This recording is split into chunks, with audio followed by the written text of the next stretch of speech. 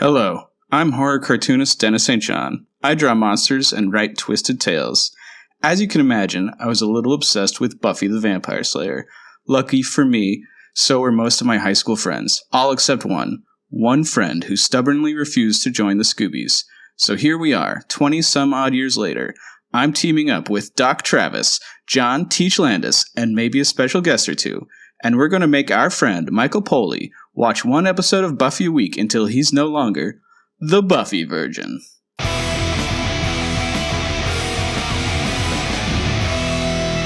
Welcome to Buffy Virgin, a spoiler-free Buffy the Vampire Slayer podcast. We're going to be talking about Season 5, Episode 11, Triangle. I'm your host, monster expert Denis St John, and we have with us this week guest cartoonist Joey Weiser, author of the new graphic novel Ghost Hog. Hi, everybody. We're happy to have you on. Why don't the rest of you guys introduce yourself from most recent to least recently used foreign currency? I mean, I used British pounds yesterday. I hope it's not foreign to me. Oh, I didn't actually introduce myself. I'm John. I'm on the show often. I'm Travis. I don't know what's happening right now. I was recently in Europe, so that's probably me next. Right, and my name is Michael. I'm the Virgin. I've only seen Buffy the Vampire Slayer up to Season 5, Episode 11, and I went to Europe last summer, and I used euros. Well done, everyone. All right, so Joey, before we begin, why don't you introduce yourself by way of saying, how much do you know Buffy? Okay. Yeah, my experience with Buffy is scattered, I'd say. I was a big fan of the movie when I was a kid, and I watched that several times. And then I remember when the TV show came out, I had a little bit of that, like, this isn't my Buffy, like, disconnect. And so I watched a little of it. Like, I saw, like, some of my friends watched it, so I would see it from time to time, but I wasn't, like, invested in it so much.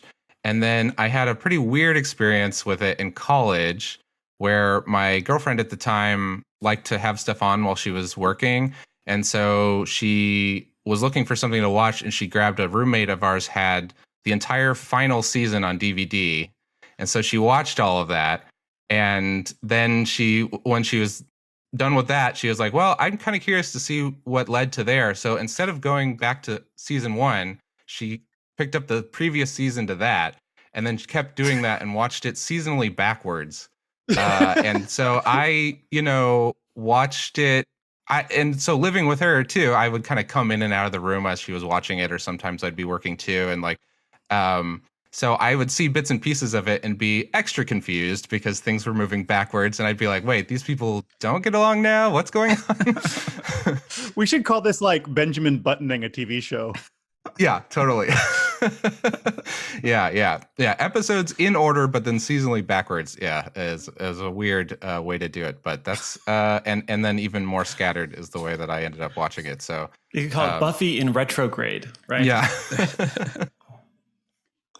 I had never seen this episode before, though, so this was the first time for me. You missed this one in the rewind viewing. Mm-hmm. Yeah. And where can people find your stuff? And including if people like your voice, where can they hear more of you? Yeah, they can, follow me on Twitter at Joey Weiser or Joey Weiser Comics on Instagram. I have and tragic-planet.com is my homepage, but then I do graphic novels, mostly all ages or kids graphic novels, but that, like I said, they're kind of geared so that everyone can enjoy them. My most recent book is called Ghost Hog.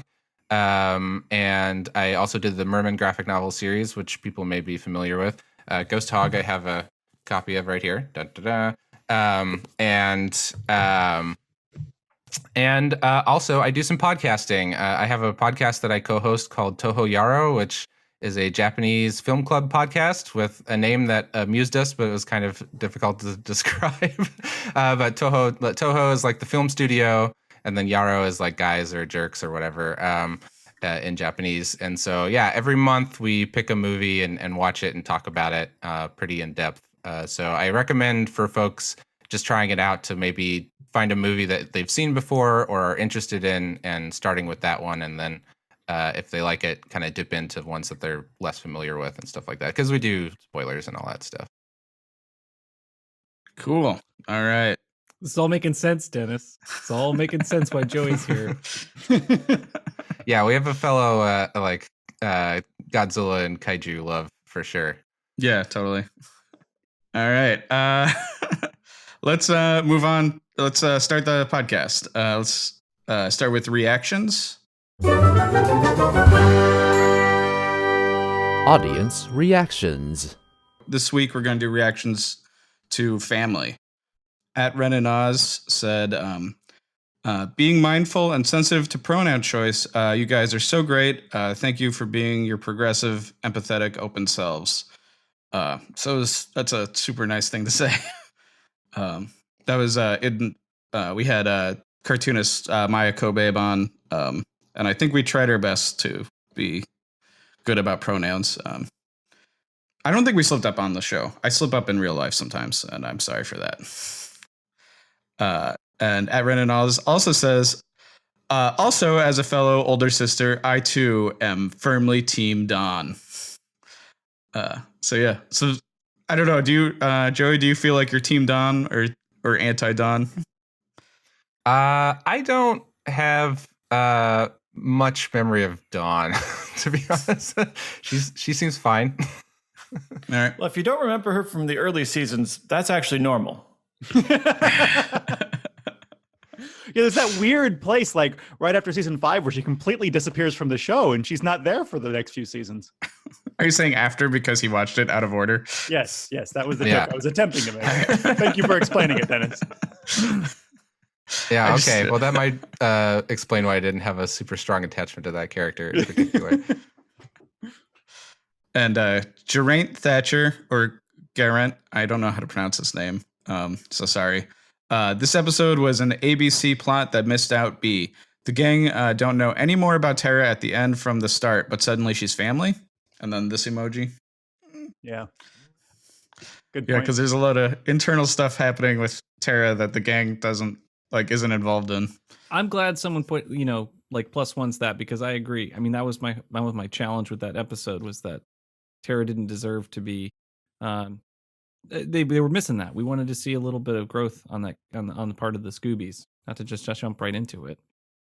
The family, but it feels good. It's just missing the story. I know, but the counterpoint is you don't have to totally understand a story to accept someone into your circle. Like, you don't have to, have the master's thesis about why this person was persecuted. I mean, they emotionally could tell this is a good person. They're being targeted. They don't deserve it. We'll figure out the full story later. That's my guess. Yeah, I mean, I even like how Anya in this episode kind of addresses that kind of idea of when you come into a friend group, because she is like, you're going to turn, she's talking to Willow and talking about how Willow can turn Xander against her because she was there since they were kids and she can't even ever get into that relationship. And so there's that, just in the order of you, someone you have power over that person's opinion of another person, that kind of trickling order. And Tara's come in so late, it's she can't precept her way back to season 1. There's no way. You're right. I mean, thank you, Travis. All right, but people might not know what we're talking about because we haven't heard a summary yet for this episode. So let's do that.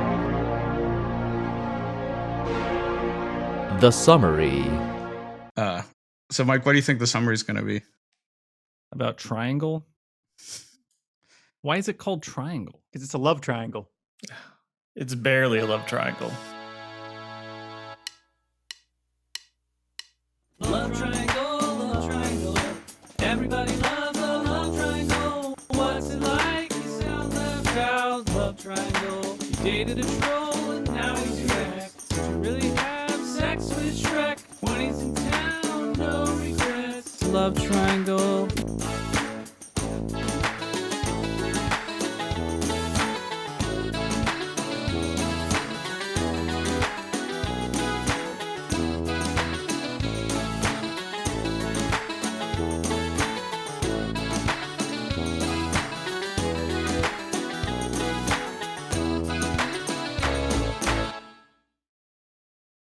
Awesome. All right. Thank you, Mike. That was a great summary. So let's move on to great lines. Great Lines. I've decided that for my great lines, I'm going to stop picking the funny ones and do the poignant ones. I like when Tara says, Willow always says things happen for a reason. And Buffy says, you ever notice people always say that when bad things happen? I love that because things happen for a reason is the worst thing to say to somebody who's going through a hard time. It's awful. And people still say it, and they're the worst. Yeah, and it's kind of weird to imagine someone saying that to somebody who had something really great happen to them too. You're like, oh, congratulations. Things always happen for a reason. Yeah, that'd be an amazingly dismissive way of like not congratulating somebody. Like, oh, I won an award. Things happen for a reason. I liked Anya. This is obviously an Anya heavy episode. I liked so many good Anya lines. Yeah. Anya telling Giles, "You're going away for a week. That's great." And then later on, she says to Willow, "I know what broke up him and Cordelia. Your lips, or you and your lips." So great. Yeah, the anger chemistry between those two actresses is really intense. It's really good. Mm-hmm. And Anya was totally in the right this entire episode.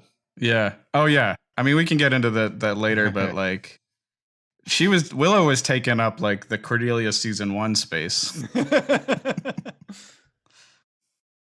I don't know how you could be confused about what's going on with that. Willow's such a mess.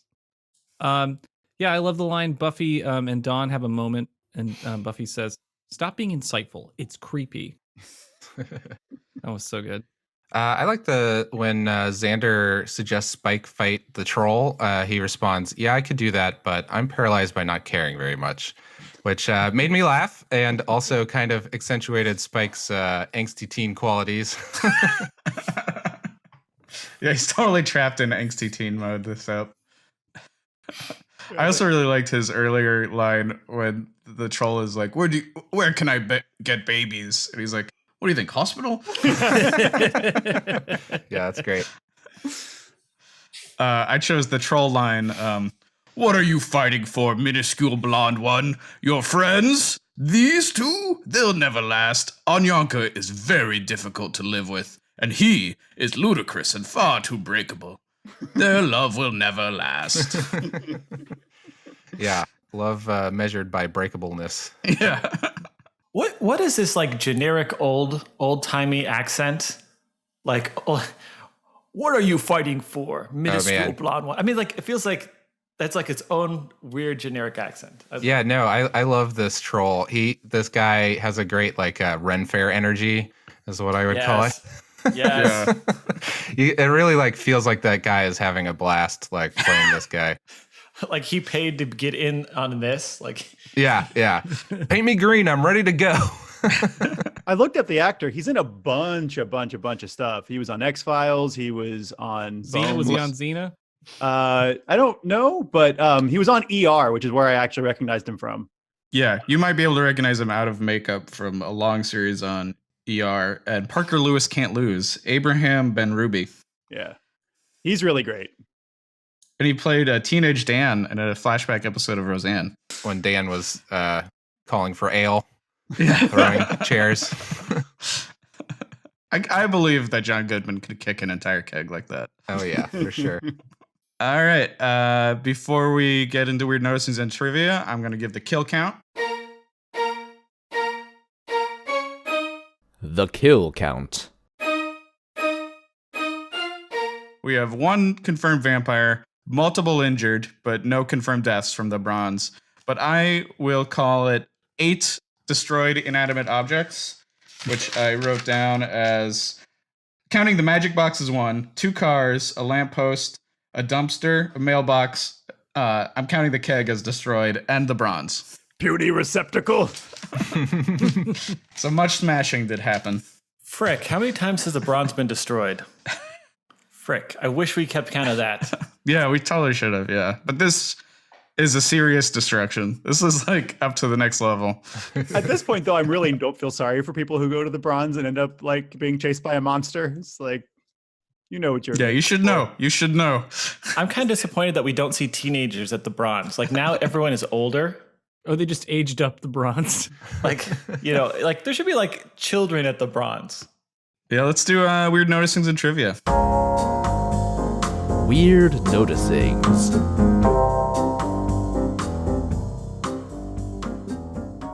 All right, is it just me, or is this the same convent location as I think it was in the Thanksgiving episode? Right? Didn't the Native American, the Indigenous American, get resurrected and like attack or go to some convent or go to some church? There was a church, yeah. It looked like this. The set kind of looked really similar. Have we seen the set before? Or am I just crazy? No, it looks familiar to me. That's a good call. I don't know. If anyone, listeners, thinks this looks familiar, just let us know what episode you think it's from.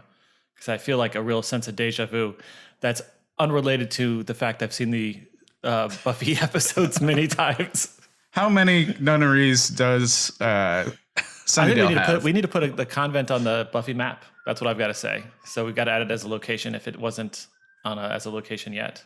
Yeah, that way when we're playing our RPG of Sunnydale, we can be like, get thee to a nunnery. Yeah. So I just want to point out that after the events of the last episode, that Riley is no longer in the opening credits. Cut him out. Yeah. Yeah. So Goodbye, Iowa. That'd be great if you like popped in on the credits of the A-Team or something for just an episode or whatever the show would be at this time in like 2002, like whatever the military dude show. He should show if there was ever a god, that character should have shown up on Alias, which was like kind of the same time frame, and it was also like a spy show about the supernatural. Crossing the J.J. Abrams to Joss Whedon line. Yeah. Going from a good show to a terrible show. I loved Alias, but I don't like J.J. Abrams. That'd be rad. All it would be like Garner passing a basketball, like in like a training montage, and then you got Mark Blucas grabbing the ball. Boom. That's all I would need. Oh yeah, that would be great. Giles is taking petty cash out of the cash register. How is the cash going to add up? I mean, the register's not going to zero out at the end of the night. This is like the most basic shopkeeper 101. It's like, don't let people steal, open on time, keep the register. Like, it's got to account. It's got to account for goods in to goods out. But Willow disintegrated it twice, so I don't think it's going to add up anyway. I'm glad, Travis, you brought this up because that bothers me every time I see it. That's such a I've never a shopkeeper would never do that, like unless it was a comic shop because those are run so poorly. Like, also, was that the only money he ever had? I mean, did he not have a credit card or a checkbook or a bank account? I mean, was that like literally the only money that guy had? Yeah. He grabbed like $3 from the till and he's like, this will see me to England. It's not even the right currency. He's going to have to convert it. It's for a snack in the airport. And we know he's flying direct because Sunnydale is an international airport. Well, that's how his girlfriend flew direct before she mysteriously died off screen, is my guess. We haven't seen her in forever. I'm certain she's dead. Oh man.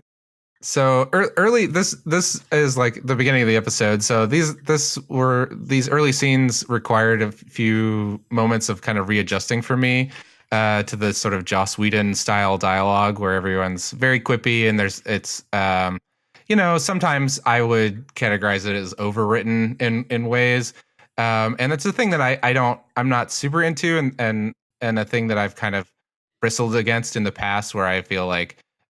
There's like a style of TV writing where they kind of cheat of getting away from making it sound like a character is blatantly doing exposition by instead of them saying this is who I am and this is how I feel, you get a second character to say this is who you are and this is how you feel.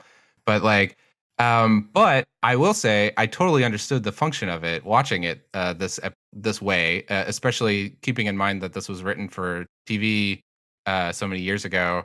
With the idea that people would be just jumping in the middle of it, like I am, I pretty instantly understood exactly who everyone is and what their relationships to one another were, and it gave me ideas of what their personalities were exactly, and I was able to jump on board. So it really gave me a kind of new appreciation for it, for sure.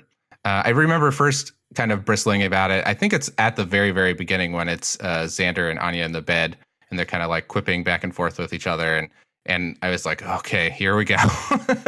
but by the end of it, I definitely like kind of like had gotten on board and gotten into the sort of like wavelength of the show and appreciated it a lot more. Nice. Yeah, I think we've very deeply adjusted to it. So like the point where it's like not as noticeable for us. But I find like I think Buffy has influenced my own writing way too much to the point like as a cartoonist, like one of the things I try to do is like you don't want to have that much dialogue on your page because you don't want your comic page to look like it's all words. So it's like the Joss Whedon style of writing is like the exact opposite of that. So yeah, it's closer to Alan Moore, right? Would you say Joss Whedon style? And I'm sort of like conflicted about how I feel about it because like on one hand you say this isn't the way that people talk, but then on the other hand it's like, well, that's the purpose of in some ways of like writing fiction and stuff is to kind of like I like stylized things, and I think it's just it's just a different kind of writing for a different kind of product. I guess is the way to look at it. I really like how you articulated that, Joey. That's really great because I think that is something that bothers me about Joss's writing that I'm now completely brainwashed and it's great. I love it. But like, I really appreciate, coming in and saying like, yes, it is a very stylized communication.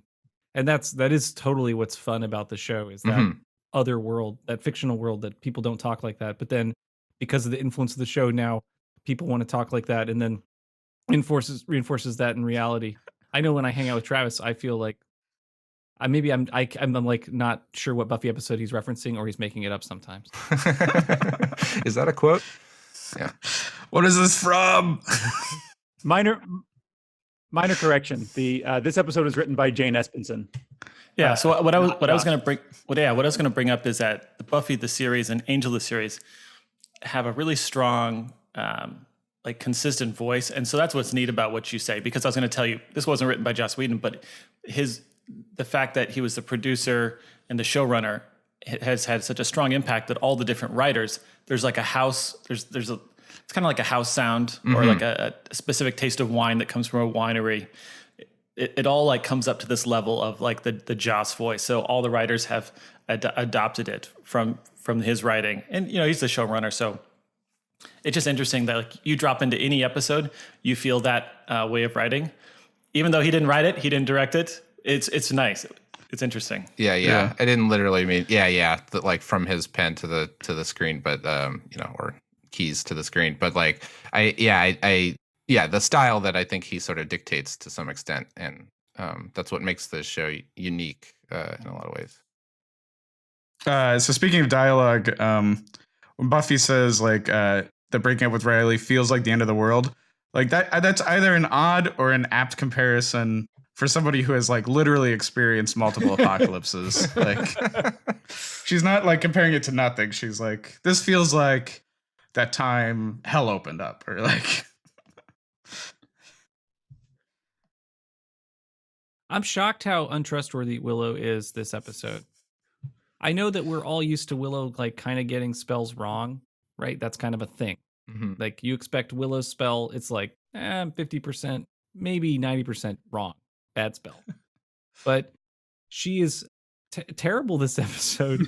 She actively undermines Anya, right? She is stealing. She's like Giles won't mind. Like what? She's deciding how Giles feels? I'm like so bothered by all this behavior because for whatever reason, I need her to be more honorable. Yeah, well, she's definitely gone from the bullied to the bully. Yeah. I remember liking Willow as a character, so I definitely like started this episode on her side and was kind of surprised to find myself being like, well, that's not really great what she's doing here. My sense of injustice is just all like it was just triggered by this episode because like I don't think that Buffy can survive because she has friends. Like that's been well established in the show now that Buffy's the difference between her and previous Slayers. But like apparently just having friends, it doesn't matter how talented they are because like Buffy and Tara are huge liabilities and have been, and now like whoa, this just went up a notch in how much of a liability Willow is as a partner. She takes no responsibility and she gaslights Anya. Anyway, the things are going on are crazy. Like if you're playing a video game, right? Like, I think Willow is like straight up like, if she's hit the switch where you can hit your fellow players, right? And she's like actively, Yeah, she's in friendly fire mode. yeah, like whatever the PvP mode, like it's fucked. Yeah, speaking of her stealing, in one of those scenes where she's practicing a spell and she's like floating something, some sage or something, there's a part where then Anya smacks it down. And I remember being pretty shocked by that, being like, wow, because you see it wobble a little bit. And I'm like, this is practical effects. Like, it was actually kind of shocking to see her actually like touching a floating thing and pushing it down on the table and stuff. So that was fun. Yeah, this is back when like having things hung up by wires was easier than like fully rendering something. Yeah. John, what's this Tony's head link? Okay, so if you look at the screenshot in the bottom, so this is a good one for seeing. If you are watching in HD, you can start to make out some of the labels on these jars and things that are behind the cash register counter, and they all apparently have like in-joke Easter egg names on them, although they were never intended to be read on screen. It's only in HD that you can kind of start to read some of them. So in the upper left-hand corner, you can just barely make out that one of the jars is labeled Tony's Heads. There's a reference to Anthony Stewart Head, who plays Giles. And apparently there was a number of these. So I Googled it, and it is known apparently that there's a number of them. There are also apparently somewhere in there's Boreana's beads, charisma charms. That makes sense. Charisma charms. And I think if you read in that same screenshot, bottom right-hand corner, there's something down there called Wonderful World of Oz. Oh, yeah. And there's something I think you can see somewhere else. There's something crystal, but crystal spelled with a K. The other half of the label is obscured by somebody's shoulder, but I'm assuming that's like kazooie crystals or something. Nice. Yeah, and it's kind of hard to see what's in that jar of Tony's heads, but they do look kind of round, so they could be like shrunken heads or something. But Anthony Stewart Head has a very large head, and these would be pretty small. Speaking of magic. Yeah, so at the start of this episode, we have Buffy training in a combat training room, right? Like, this has been joked about as the danger room. They clearly need a place for Willow to legit, like, she needs a place to practice magic. There is a need for this. Like, she is practicing magic in the front of the store, on the store counter. You could not pick a worse place to practice magic at the magic box. She needs a Willow Witch room, right? What would be safe though? Like, given that the stakes are that you may like conjure up a giant troll that like breaks through walls, where would you go? Like a bomb testing facility? Like, there we go. Yeah, fallout shelter. The remnants of the initiative. Yes. Like, I think some kind of area where you have like a balcony, and then you can cast magic into a pit that's maybe bottomless, and then like cameras and traps, and then like 3 armed guards with, like various guns that can, armor piercing, troll piercing, whatever, just like a variety of weapons, and like counter spells ready to go. Maybe like a wizard. Like, who's figured this shit out is, Wolfram and Hart. Not to throw an angel thing, but like they have fucking figured out how to deal with magical people. Right? They have like these anti-vampire guards ready to like pop a stake out anytime. Like, Willow's just casting magic willy-nilly. Like, yes, they're surrounded with others, ingredients and potions, but like that's not a remediation technique. Like, we know something will go wrong with her spells. We know it now. It's goofy and fun, but like they should really have thought like of a plan, because when things go wrong. And they're living in this terrible world where they assume like where like they haven't really accepted that magic exists. If they accepted that it exists and they accepted that Willow is not good at it, then they would do some kind of remediation for it, but they haven't fully done. It's still just like a fun thing. Anyway, that's all. I'm curious where they're how they're paying these part-time or full-time guards that they've got on staff. Well, then maybe you can't be a wizard then. Maybe she needs to go to a wizard's college where that is partially paid for by the university to have access to kind of institutions like that. But this is what happens when you're like DIY, do it from home, from a correspondence or a book. I had a lot of feelings about that. Apparently. Yeah, you got very passionate about that. Never take a correspondence class. That's not what I meant.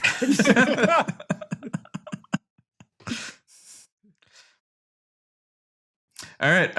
Let's talk sensitivity, John. Yeah, I just really love an element of this episode I really love is Buffy's post breakup sensitivity, because when you're all just like you've just been dumped, you have that sort of like no skin where everything just gets to you, and like really trite songs like make you cry, or like she's like suddenly really worried about her friends over like the drop of a hat, and she cries about it, and it gives her like the emotional strength to beat up the troll at the end. It's great. I really like that element of it, and I also like that Buffy's like aware of it. Like she knows that it's trite, and she knows that she has this like sort of like cliche experience of breaking up, and she talks about it kind of openly.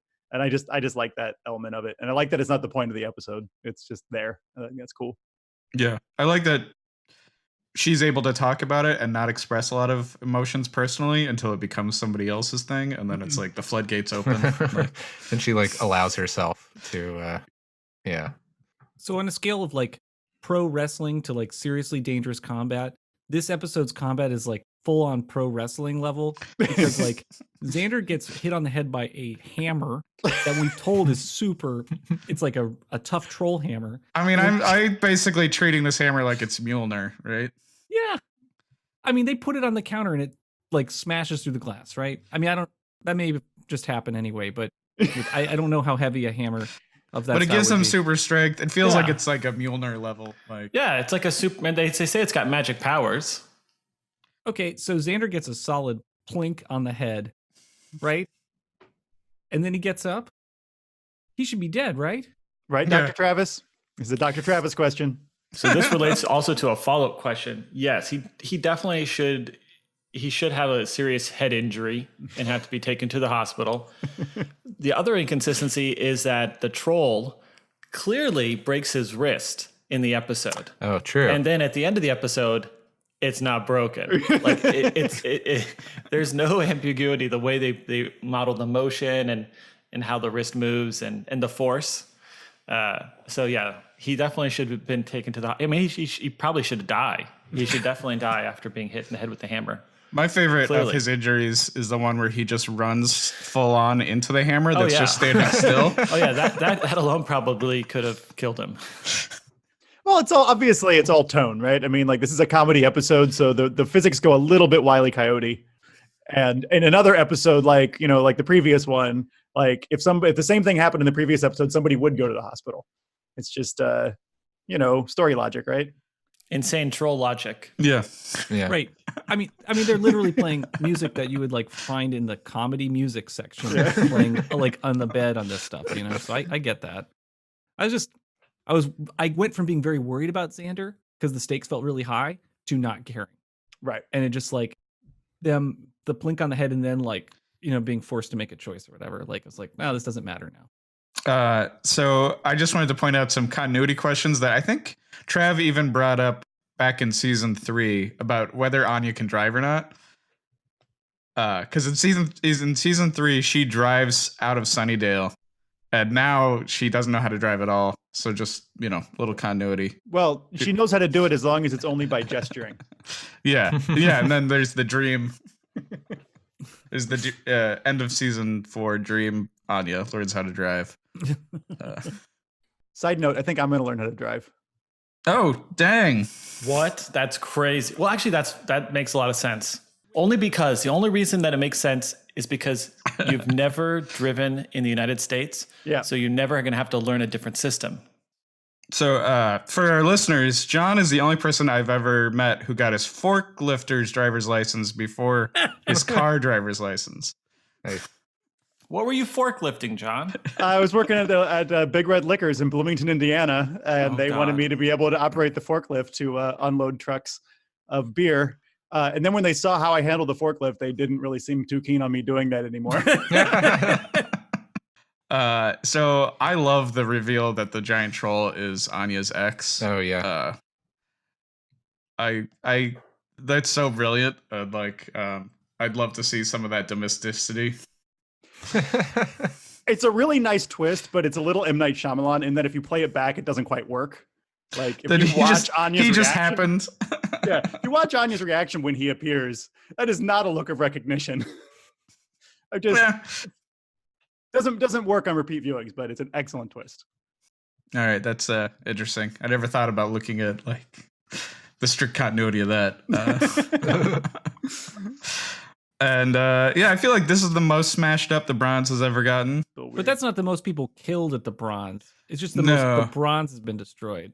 I think fatalities either belong to the Harvest or to Doppelgangland. Yeah.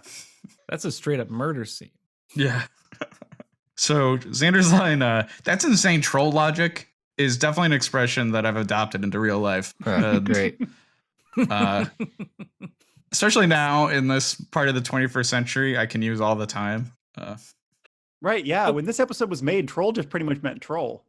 Yeah. That's a good point. I Yeah. hadn't thought about that. Yeah, if this episode aired now, there'd be a scene where the troll gets on the internet. Oh, they couldn't help themselves. They would have to throw in a dad joke like that. Yeah. So we know what are people's opinions about the Watcher Council, just generally up to this point? Like bad, right? Like the Watcher Council's bad? Yeah. Yeah. Why is Giles going to England to involve the Watcher Council? I agree. It seems sketchy, but on the other hand, his point is that it's about their resources, right? They've got the best library, they've got the most experts. And so like, I do think that there is sometimes when you have to call in a morally ambiguous authority in order to deal with the situation. Like they're like, you know, depending on where you live, it's often not a good idea to call the cops because you don't know what's going to make a bad situation worse. That said, there are some situations that are so bad when you don't really have a choice. I feel like this might be a little bit like that. I would like the stakes set appropriately if that's what's being considered is the ambiguity of the relationship. But I don't feel like the stakes are being considered. I think Giles is making a choice that he's like, I'm the smart one, so I'll decide this. I don't think the Watchers Council is morally ambiguous. I think they are definitely bad people doing bad things to good people all across the world. And I would say if Giles was a good person or a hero, the next time he went to the Watchers Council would be to blow it the fuck up. Okay? Yeah. He's acting like someone who got dumped and wants to rebound with the Watchers Council because they got money, they got the power, they got the books. I mean, Giles is himself the morally ambiguous. Watchers Council bad. Giles is basically bad too.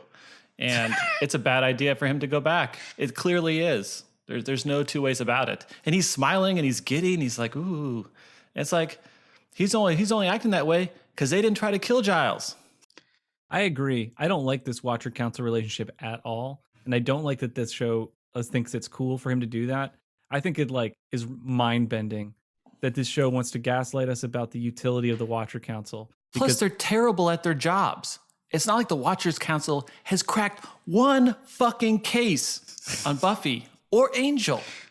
They can't crack an egg, man. Angel. They tried to kidnap Faith and Buffy. They fail miserably at everything they do. He should go to a junior high school and do some research. He'd get more out of it. Anyway, I'm just annoyed that there's like, that to me felt like the darkest reveal on the show. Is that Giles comes back and like, oh, I met with the Watcher Council, blah, blah, blah. And it's like, what did you just do? Well, I mean, we knew that's why he was going to England. But they are putting Dawn right in the crosshairs, which is crazy. Also, he goes to England to the Watchers Council and finds out diddly squat. Like diddly squat. Didn't find out Jack of Jack. Right? It would make sense for him to go to Watchers Council if they gave him gold or money or like a super weapon, or if they'd ever been good at anything in their lives. Then you'd be like, yeah, you go to the top brass. You know, even if they're the bad guys, if the secret organization had like the kryptonite to kill Glory, sure, they're evil, but they're less evil than Glory. Do it. I mean, maybe that happens. Maybe this is a setup for a future episode. I don't know. I half expect Ben and Glory to be like, good, the Watcher Council are here to help us destroy Buffy.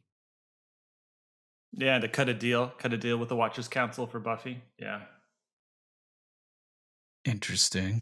Maybe this all belongs in predictions. TV rule, never talk about someone when they are in the house. Them talking about like, I can't believe Dawn, this and that. Like she just walks down the stairs and hears it. That's crazy. Wait until she's gone. Wait until she's at school. That is on them entirely. Yeah, not even TV rule. That's a good like real life rule too. That's like the reason I can never watch Frasier is because like Frasier and Niles are always talking shit about who's ever in the next room, and he lives in an open floor plan, and it just like it drives me crazy. I can't. That is the entire premise of the show, though. You can't really like. That's why I don't watch it. That's why I don't watch it. They're always in the kitchen talking about who's ever sitting in the dining room. Dude, I rewatched a bunch of that show, and that show is nothing but wall-to-wall slut shaming of Roz. That's the entire show. Oh boy. And I did not remember that from the 90s. I was like, holy crap, that's the whole show. Boo. It's really, really awful. Wow. That show does not hold up. Oh man. Well, I know. I want to go back for one episode. Welcome to Buffy Virgin, the show where we talk about Frasier. Frasier Virgin. Yeah, well, I overall I thought this was a really fun episode. It was a good one for me to jump in without really much experience because there wasn't a lot of like lore to keep up with or anything. Personally, I wasn't as so invested with the Buffy breakup stuff, just because like I said, am not kind of caught up with the storyline. But I did find it relatable, like the stuff that they were talking about. I could still kind of like relate with it, but the whole time, whenever they were in one of those scenes, I was like, let's get back to the troll action because that was what I was really like enjoying watching for sure. Yeah, totally. The troll time. Mm-hmm. All right. All right, let's move on to questions for the group. Questions for the group. I'm going to start it off with, hey, Joey, what's your comic about? Oh, my comic, Ghost Hog, published by Oni Press. Again, flashing it for the camera.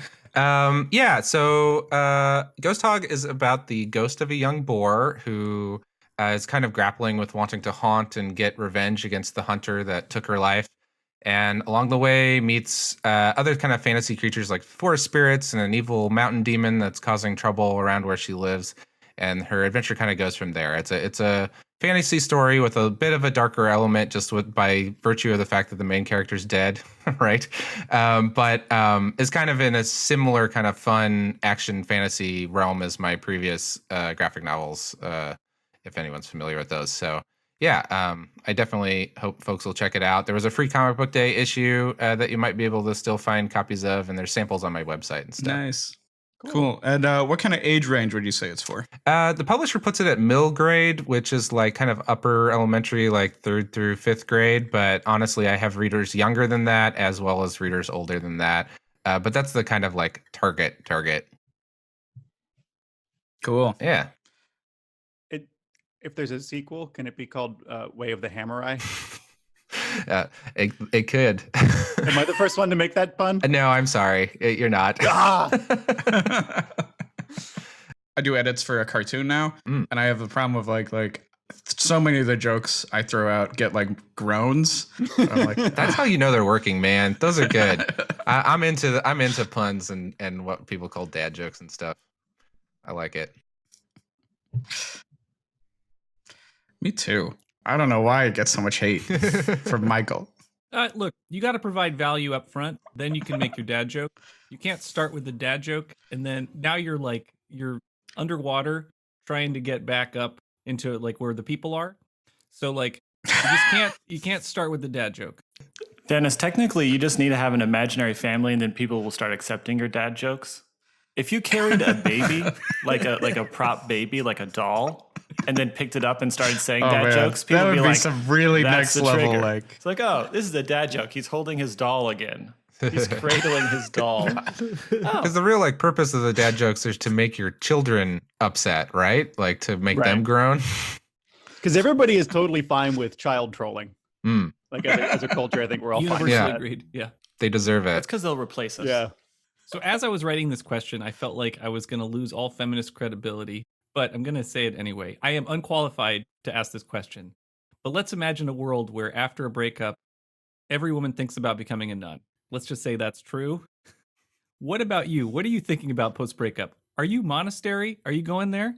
oh, that's what this question means. I'm on my own planet. All right. I will say that I think that there's a thing that happens right after a breakup where people will approach you and like they will in a really sexist way try to trash the gender of the person you broke up with, right? And this might be a straight dude thing. This might be a thing that straight dudes do to comfort each other after a breakup, but I kind of think this happens in other places too. And I want to say that every time I've had a breakup and somebody's like, women, right? I want to, it makes me even sadder. Right. Or even trashing the person. A lot of times Yes. I'm just like, just stop. I don't want to. Yeah. Yeah, that's not helpful. Yeah. But would you devote yourself to religion after? Yeah. I don't know why, but I've definitely always thought like, oh, if I was in medieval times, I would be a monk, and I would be, because I was like, I would like that lifestyle, because I would draw an illuminated manuscript, Nice. and I would brew beer, and I'm like, I'd get into both those things. Yeah, you like, put it that way. That's how I would That's pretty good. survive. That's how I would survive Middle Ages. Sure. Yeah. was In because- those days, it's a guaranteed roof over your head. Yeah. It seems like the path towards survival I'd be best at then. I'd be more into like a cryogenically freezing me. So it's like, I just had a bad breakup. Put me in deep freeze for like a century so I don't know anyone. And when I wake up, I can have a new start with everything. Just deep freeze me for a while. Let the person who broke up with me live and die. The Buffy's boyfriend technique of like just leaving town, you like take that to the next level. You're like, That's intense. That's what love is, Dennis. It's intense. And sometimes you just can't move on. All right. So I get for story reasons why it's helpful to be able to clear the space and have maybe two characters talking. Because most scenes are actually about two characters talking, even if there's 70 characters in the scene. But for whatever reason, there was a trigger for me when Xander says, figure this out without me and walks off, because I don't have that ability.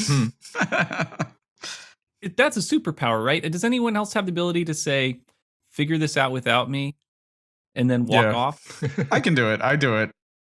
I walk away from situations pretty often, I think. That sounds like some healthy boundaries. Yeah, right? You got to have some boundaries. Yeah. All right. Those are good questions, guys. Let's do some themes and deep stuff.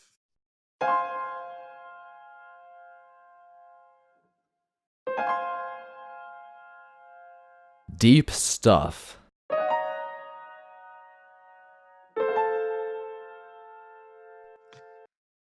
John, describe what you mean here. Okay, there's this scene where Spike is talking to the mannequin of Buffy with the wig on, and he goes through this entire range of emotions, from trying to be like apologetic and sweet to being really angry and like punching the mannequin's head off or whatever he does, and then like going back and then resetting and trying to be sweet again. And I feel like there's a lot in there about what a crush is when you have it, which is that you're running a little simulation in your head of the other person, right?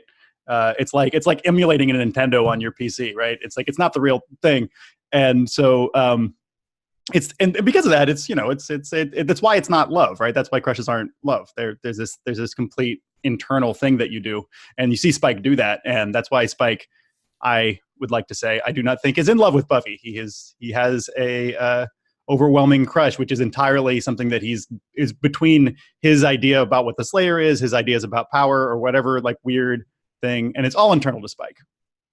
Yeah, we totally didn't talk about this scene in Noticings and Trivia at all.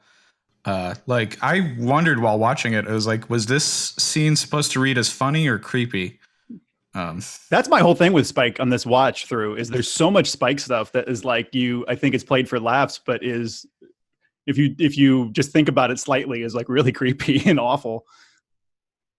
Well, between this and the last episode, I mean, he's basically pulled what would be like some weird John Hughes shit where, he tried to basically shame and embarrass Riley successfully shame and embarrass Riley, and then push that to the ultimatum. That's bad behavior. And he's like now in this weird shame spiral of like trying to figure out how to get back with Buffy, but he was never with her. It feel like it's comedy. I feel like it's supposed to read as comedy. I think a lot of Spike stuff is. Yeah. But it is that weird like 80s John Hughes style comedy where it's like unforgivable now, but at the time it's like, oh, you know, if you try hard enough and bother someone enough, they'll date you. But I don't know. I mean, I don't know what the show's ultimate opinion about this. Like, I don't know why they haven't staked Spike. Like, they literally staked him last episode and then didn't stake him. And like, not sure why. Not sure why he's still around. Serves no purpose. That's a sort of like he has more charisma than anybody else on the show, unfortunately. So I feel like they have to keep the character around. Oh, so your charisma's so high they have to keep you? Is that how the show operates? Because that's why Giles is around. He keeps rolling these really high charisma rolls. He's like natural 20, baby. Yeah, that's sort of like John Hughes' romantic feelings is that kind of like abstract thinking where you don't really think about the details as much. You don't think about what the other person's thinking and things like that. And if we take this scene, you have to sort of, if you think outside of the scene on its own, you have to think about, well, at some point he like was like, oh, what I need is a mannequin, and oh, it's got to have a blonde wig because it's Buffy, and those scenes make it suddenly a lot more creepy when you're thinking of him gathering the supplies to like. Well, we've actually seen him through previous episodes gather these. Oh, really? Yeah. Perfect, great. And it read as totally normal, right? Yeah, I don't know. They play it for laughs because he's like apologetic. You know, what were you? He's just breaking into Buffy's house to steal sweaters. Yeah. Mm. Oh boy, I didn't even realize that part of it. It's some weirdness. The thing I also thought about during that scene, I was like, why do mannequins have such prominent nipples? Oh man. I typed this during our episode because when we were talking about how awful Willow is, I was thinking about that Willow doesn't really see Anya as a person.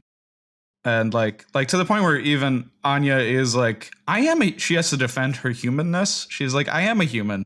And I think that's really fucked up of Willow. And I guess it just leads to this whole thing of like within this world, like the classes of humanity and like not treating monsters as like people or as having the same rights and feelings as people, which is like a big part of like how this show needs to function in order to kill them. But like it's like there's an extension of that when it comes to like a character like Anya, who is both a demon and a person. This is where, as a show, I think Angel handles this better because they have Wolfram and Hart with their magical defenses. I know that's a silly thing to bring up again, but it's the same problem where demons exist in the world of Buffy. And in last episode, for instance, there's the, vampire den, however we described it in the last episode. We don't have to go down that rabbit hole again. But but there's this world where demons exist, but they're not acknowledged or considered to be a part of society. There's a world where magic exists, but it's not considered to be like normal. It's still abnormal, but it's clearly normal. And like this show doesn't want to normalize for those things, versus Angel totally normalizes for those things where magic is real and a part of the world. And this one still wants to be not a part of the world. And ditto demons are abnormal. They're aberrations. Like send the jungle team to destroy them. Meanwhile, there's demons everywhere in the world of Angel. I don't see a lot of SWAT teams. So I don't know. It's just the show hasn't made up its mind about, wants to keep this playful vibe of like discovery. Like, oh, we're discovering a lot of these things for the first time. And that's a lot of the power and playfulness of this world is like, oh, there's a troll. We've never seen a troll. What are trolls like? Let's figure it out. It's not like, let's go to Troll Town.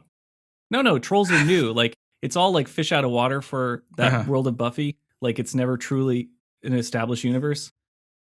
To go somewhere really weird that's not appropriate, but I think it's more like Buffy is kind of like the Matrix, where, Buffy is like Neo, she's learning the world, we learn the world along with her, and we're always a fish out of water. And Angel's kind of like Matrix Reloaded, where it's like, we've been there for a bit, there's no acknowledgement that the Matrix problems exist, we're all about Zion bullshit, and like we're like not even, don't even care. I'm gonna have to rewatch the Matrix trilogy to understand what Mike's talking about.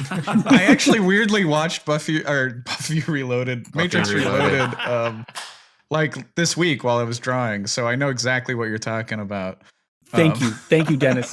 Yes, there are people like us. Like that's a weird thing in Reloaded where they're like, we're spending so much time with Zion and Zion's political problems and like the theology around this like last human settlement. And and the Matrix is just this thing that only Neo and Morpheus care about, and everybody else is like, yeah, we have to build up our defenses. He's like, but the magic. Thank you for letting us do that, Dennis. Let's talk recommendations. Recommendations. So since there's a troll in this episode, and I looked through Buffy Rex, and I'd never recommended Troll 2 before, apparently. I must have recommended it before we were officially keeping track on Letterboxd. But if you haven't seen Troll 2, you should. It's fun. They're eating her! Or they're going to eat me!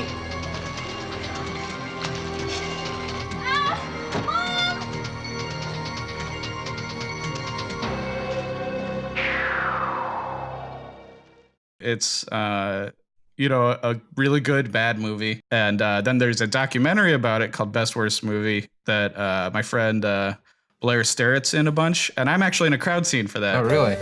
I was in a movie back in 1989. It's called Troll 2, and it's become known as the worst film of all time.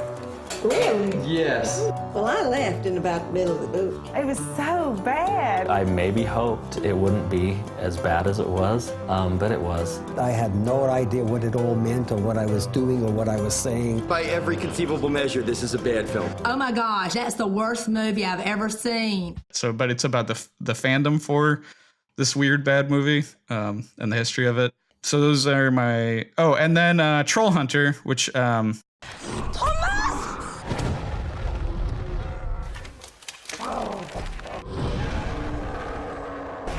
Not to be confused with the series Troll Hunters, which is the Guillermo del Toro cartoon. Troll Hunter is the Norwegian send up to found footage in this world where giant trolls like that range from from King Kong to Godzilla size exist in Norway. And when I first saw this movie, I thought it was amazing, and I also thought it was the end of the found footage genre because I'm like, they did it, they finished it. This is the funniest one. They can't keep going from there, and that was like 2012 or something, and they're still making them. I remember that one having a lot of really amazing kind of scenes where you kind of see how they blend in with the environment and things like that, and it kind of makes it believable that these things would exist, but you wouldn't know it, Yeah. So those are my recs. Who else has some? I want to add on a recommendation of the Michel Gondry movie, Be Kind, Rewind. When you're walking down the street and you see a little ghost, what you gonna do about Ghostbusters? What is that? That's the Ghostbusters theme song. No. Because it's got some great, the shopkeeper is out and then everything goes wrong mischief. And it's also just one of my favorite movies of all time. I really love that movie. It's got Jack Black in it, but don't let that spoil it for you. Wait, do we not like Jack Black now? Whatever. I just feel like Jack Black does the same performance in every movie, and he's doing it in this one too. There was a Jack Black moment where we all got it a little too much. I agree. Yeah. But past that now. It's been years, and we can bring Jack Black back, right? Back in Black? Meet Jack Black. It's also got Most Definite, so balances out. Yes. Joey, do you have any recs? Let's see. How about talking about trolls and things? The Hilda comic books. They've got some great trolls and stuff. And there's a Netflix animated series, which is great too. But I would specifically recommend checking out the comics. They're really great. Nice. Thank you. Yeah, I actually have not read those comics, but they look amazing. They're really good. All right. Let's move on to predictions.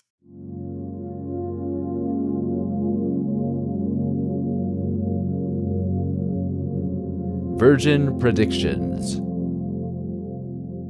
Okay, Michael. So at the moment, you're at a 63.09% overall accuracy. And for this season, you are at a 68.75. And we have a few predictions we'd like to address. So first of all, at the very beginning of this season, Michael, you predicted that Giles will visit England. Wow. And so he has. So I think we can all agree that that's a confirmation. Well done. I don't think he should have, but yes, I'm glad this is confirmed. Michael, you predicted a few episodes ago, just a couple, that Spike will have a pile of Buffy clothes in his apartment. No, you're going to say it's not a pile? We could argue it's not a pile. We could argue that Spike lives in a crypt and not an apartment. I think we should confirm this one. There. What are you smoking? Thank you. I finally understand. What do you think? We can confirm this one, yeah? Yeah, we can confirm this. I've never been a fan of being like overly pedantic about wordplay. I've been a fan of being like just cruel in general. Okay. So that is 2 confirmations for you, Michael. Thus, your overall score has gone from a 63.09 to a 63.40. And your score for the season has gone from a 68.75 to a 72.22. C's, baby. Yeah, you moved from D to C territory for the season. All right, well, I have more predictions, of course. Let's hear them. So, all right. Willow's going to screw up another spell. Don't know what it is. It's just going to happen. They can't let go of this character situation. She will screw up another spell. That's a real generic prediction, but I want the point. I'm going to take it. A little bit harder to predict. What's the Watcher Council going to do? I think the Watcher Council will kidnap Dawn. Third prediction, I think a Watcher Council member will be murdered by Glory. If more than one Watcher Council is murdered, then I want this to still count. Okay? We can get into the pedantic argument of, she killed a lot of them. At least one Watcher Council member will be murdered by Glory. Period. At least one. I wouldn't argue with you about that. You say now that Future John is unreliable. Future John will forget this conversation and only read the quote. Only read the sentence. Riley will return from Belize. And this is a dumb one to combine, but I'm doing it anyway. Riley will return from Belize and Buffy will have moved on. So that means if he returns and she hasn't moved on, you do not get the point. That's because I have a separate prediction, which is my super prediction, which is Riley will return for 1 episode. That's your super? Yeah. My super, yeah. And I know it's like, well, he's here for 3 episodes, so you lose. I don't think he's at least 1 episode. He just got to return. They got to wrap this up. Buffy's got to say goodbye. It's not going to work out. Whatever this she's got to say, she's got to say it. We got to move on. So the super prediction is Riley will return for at least 1 episode. At least 1 episode. And I would say I would add more complications to this, but I'm not going to because that's dumb. But I would also say and he will not be in the credits for that episode, like the opening credits. But just Riley will return for 1 episode. At least 1 episode. The new predictions have been entered into the prediction log. Fantastic. Awesome. Well, I've been Denis St John. I'm at DENISCUMIX. My book, Land of Many Monsters and Many More Monster Tales, and my old book, Amelia, a Monsters and Girls book, are available wherever the internet is found. And I'm working on new creature comic creations, and you can follow me on Twitter and Instagram or my Patreon to find out more about that. Joey, where can people check out your stuff and hear your voice? My artwork can be seen at tragicplanet.com. That's tragic-planet.com. And the URL that looks good but is difficult to explain. And then my Twitter is at Joey Weiser. Weiser is spelled Weiser, like the beer, no relation.